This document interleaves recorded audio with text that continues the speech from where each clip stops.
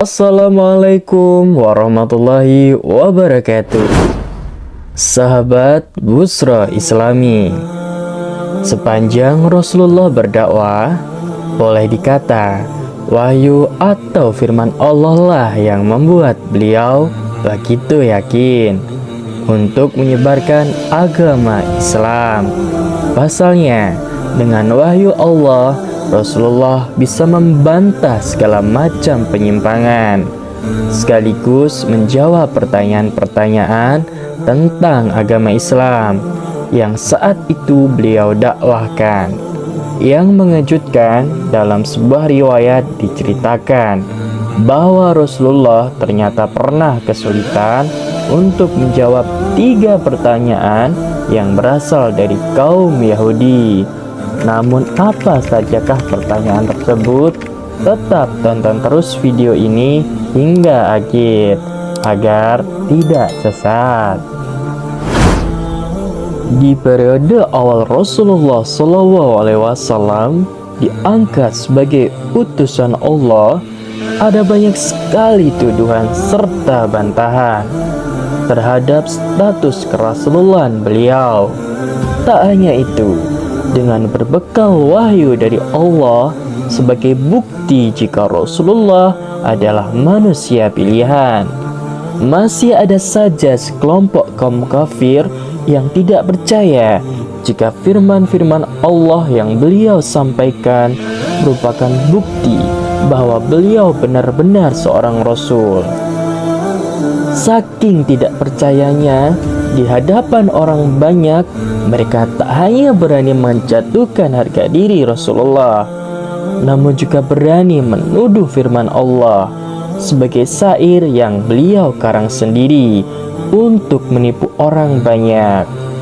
Padahal di berbagai literatur keislaman dijelaskan bahwa salah satu rencana yang sudah Allah tetapkan adalah tidak menjadikan Muhammad sebagai orang yang berbakat dalam membuat syair.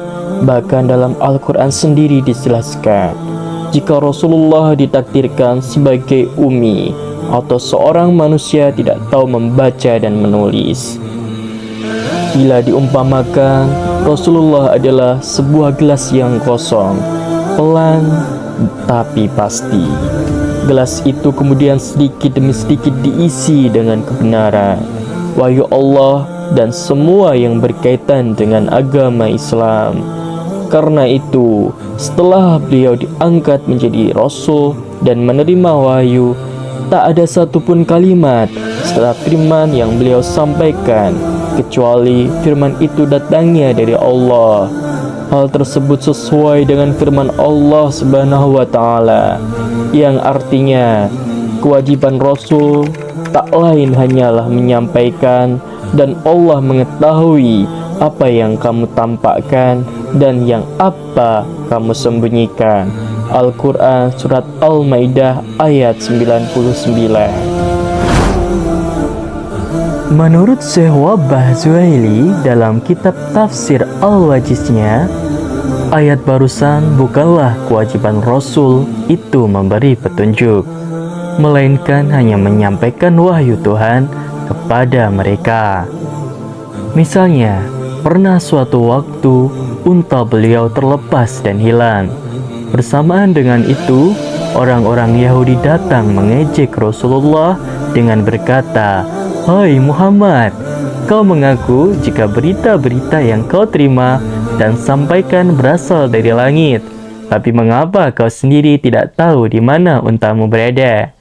Mendengar ejekan tersebut, Rasulullah lantas berkata, "Aku hanya tahu apa yang diberitahukan Allah kepadaku.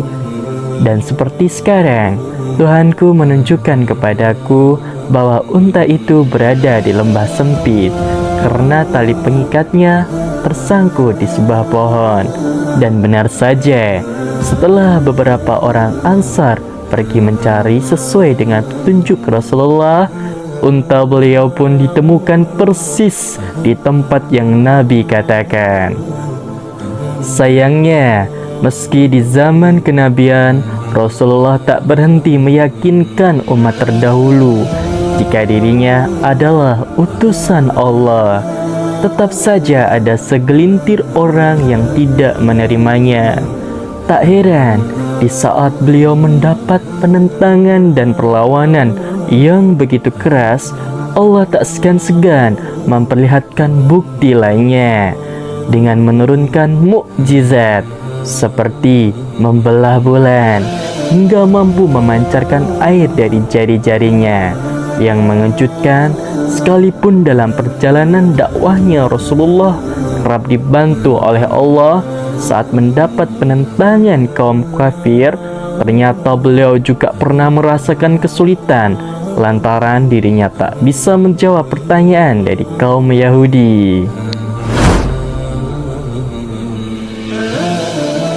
Kisah Rasulullah kesulitan menjawab pertanyaan kaum Yahudi bermula ketika Robbi Yahudi menyarankan para pemuka Quraisy untuk menanyakan 3 pertanyaan untuk menguji kenabian Rasulullah. Kata Robbi Yahudi kepada pemuka Quraisy, jika Muhammad dapat menjawab 3 hal tersebut, maka ia memang nabi yang diutus Tuhan. Namun jika tidak, maka ia hanyalah pendusta. Pertama, tanyakan kepadanya kisah kelompok pemuda yang meninggalkan kaum mereka pada zaman dahulu dan bagaimana kejadian yang menimpa mereka. Kedua, tanyakan cerita tentang pengembara yang menjelajah dari timur hingga ke barat. Ketiga, tanyakan juga apa itu roh. Mendengar pertanyaan yang disarankan oleh Robbi Yahudi, bergegaslah para pemuka Quraisy menemui Rasulullah. Setelah bertemu dan menanyakan 3 hal tersebut secara langsung, Rasulullah ternyata benar-benar tak mengetahui jawabannya.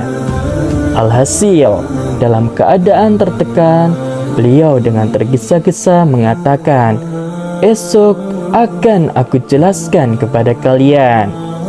Di keesokan harinya, para pemuka Quraisy itu datang menagih jawaban dari pertanyaan-pertanyaannya. Namun, lagi-lagi beliau tak dapat menjawabnya.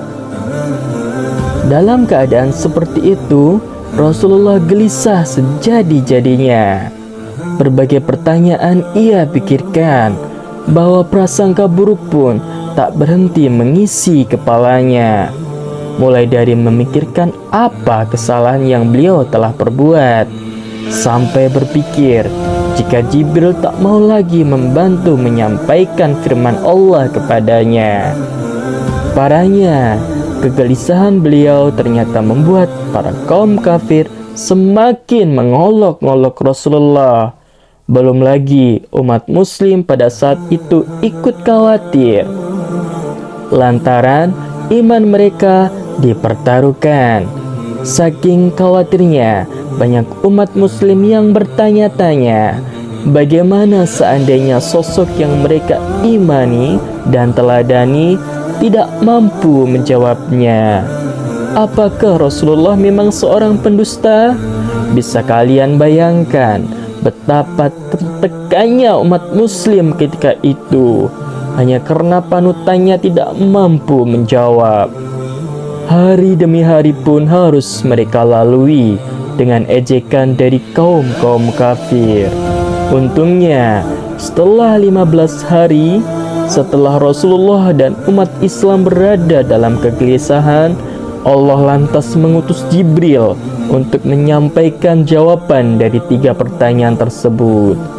Akan tetapi, sebelum Jibril memberitahu jawabannya, sang malaikat membawa teguran dari Allah, sebagaimana telah diabadikan dalam Al-Quran, yang artinya, "Dan jangan sekali-kali kamu Muhammad mengatakan, sesungguhnya aku akan mengajarkan ini besok pagi, kecuali dengan menyebut insya Allah. Dan ingatlah kepada Tuhanmu jika kamu lupa, dan katakanlah mudah-mudahan Tuhanku akan memberiku petunjuk kepada yang lebih dekat kebenarannya. Al-Quran Surat Al-Kahfi ayat 23 hingga 24. Setelah ayat barusan disampaikan kepada Rasulullah sebagai bentuk teguran, Jibril kemudian menyampaikan jawaban dari 3 pertanyaan sulit itu.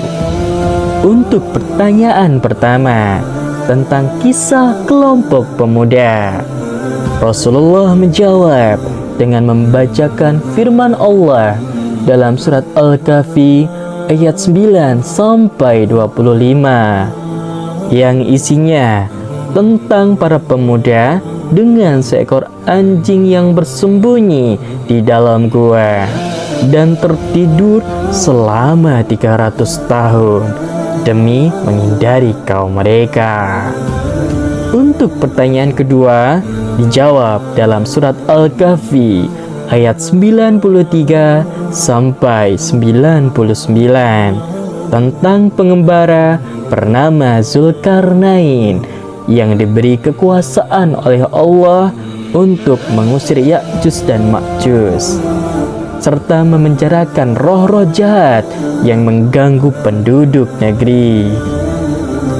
Dan untuk pertanyaan terakhir diabadikan dalam surat Al-Isra sebagaimana Allah Subhanahu wa taala berfirman, "Dan mereka bertanya kepadamu tentang roh, katakanlah Muhammad, sungguh roh itu termasuk urusan Tuhanku, dan kamu tidak diberi pengetahuan akan melainkan sedikit." Al-Quran Surat Al-Isra ayat 85. Dengan diturunkannya firman Allah untuk menjawab 3 pertanyaan tersebut, semakin membuktikan jika wahyu dan Rasulullah adalah 2 hal yang pada dasarnya bukan satu kesatuan. Di satu sisi, Rasulullah memang utusan Allah, namun di sisi lain, Rasulullah tidak bisa mengatur kapan wahyu itu turun kepadanya, karena itu sangatlah tidak masuk akal.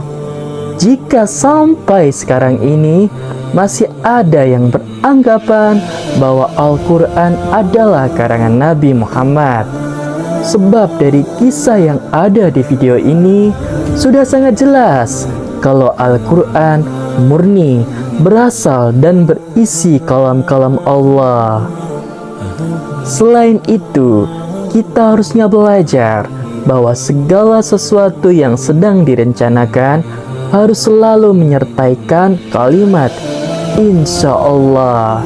Sebab jika Rasulullah saja bisa mendapat teguran karena lupa mengucapkan insya Allah, bagaimana dengan kita yang derajatnya jauh di bawah Rasulullah? Sahabat Busra Islami, setelah menonton video ini, apakah kalian masih sering melupakan kalimat insya Allah? Semoga Allah Subhanahu wa taala selalu memberi petunjuknya kepada kita. Amin. Wallahu a'lam bishawab. Wassalamualaikum warahmatullahi wabarakatuh.